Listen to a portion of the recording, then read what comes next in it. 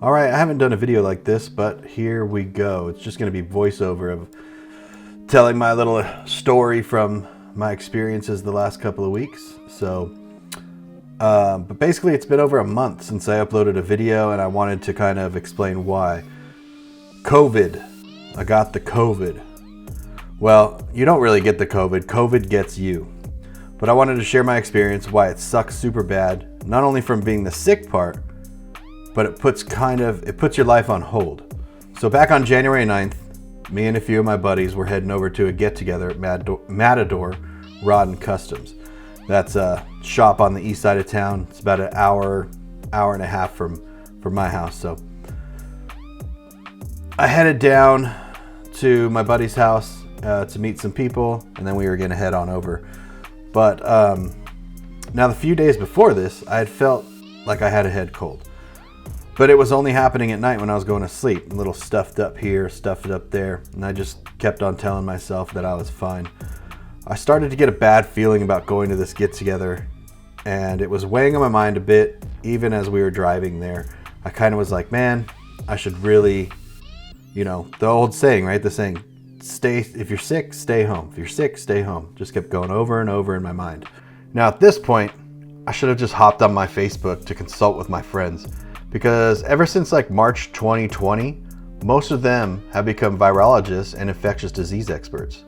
But instead, my car decided to make the decision for me. As I was exiting the freeway, the back left tire went flat. So I pulled off to the parking lot, and I was just like, look, I'm gonna call my wife. She could bring my spare out because I don't have a spare in the car, but it's gonna take at least 2 hours, which was fine, because in the back of my mind, I'm like, well, if this is gonna take a while, we get into nighttime, I'm not gonna go over to Matador's.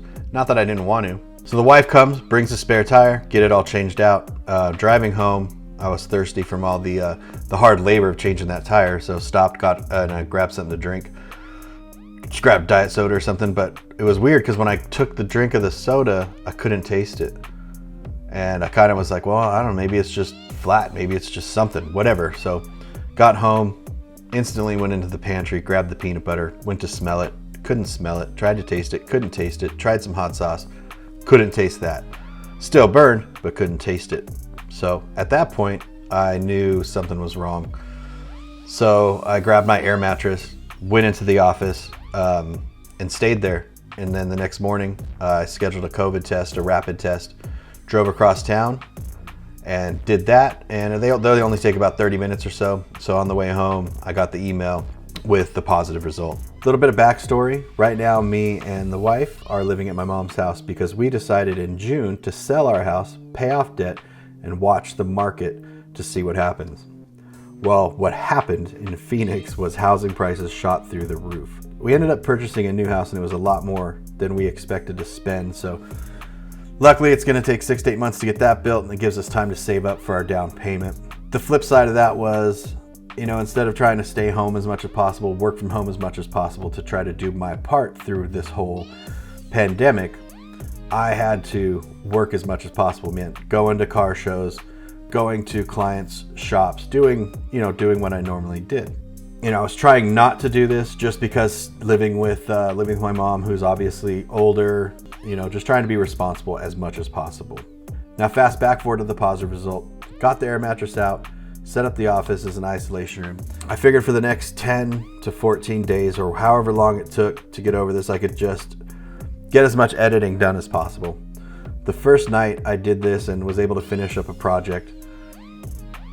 But come Monday, I couldn't even really get out of bed. I tried to get up, sit at the computer and work. I just couldn't focus. I couldn't do anything. And talking to some good friends of mine that have went through this, they said the same thing. They were like, yeah, I could just stay home and work. But the second that they tried, they couldn't work.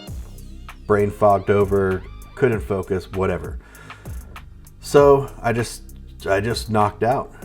And I wasn't sick in the way like you are sick, like you don't feel good. This was just labored breathing. Again, I just was exhausted, so I just slept for, I think this went on for 3 or 4 days. Come Thursday, both the wife and my mom tested positive and were getting symptoms. This was bad news, but it also meant I could move back into my room. The wife had only got congested a bit, but was out of work for 2 weeks. So luckily she didn't get sick really much at all.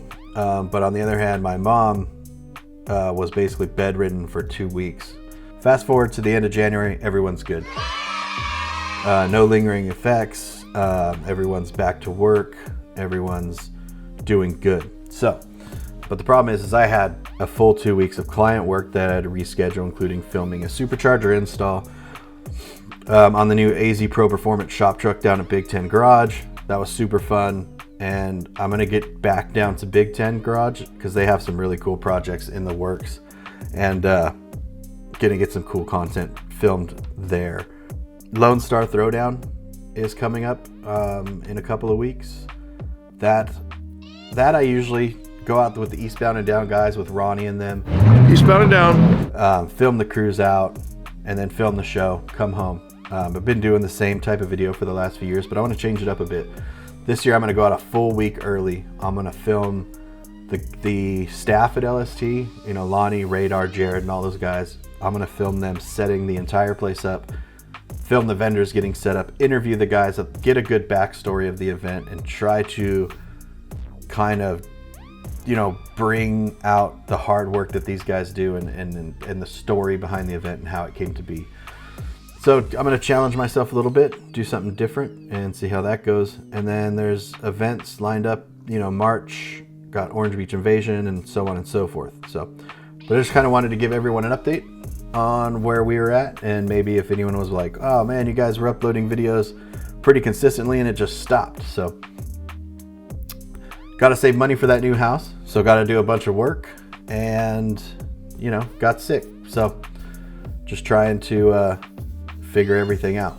But 2021's looking good, and especially towards the end of 2021, I think it's going to be really good, and into 2022. I know that sounds like it's really far away, but it's not. It's going to go quick, and everything's going to be really good. I think I have a good feeling about it. So this footage that you're seeing right now is just footage of my buddy Mike Milan, Poised Tipster on Instagram. He took his GoPro and filmed at the Matador get together that I was supposed to go to and film, but couldn't because of the flat tire and such. So that's what you're seeing now.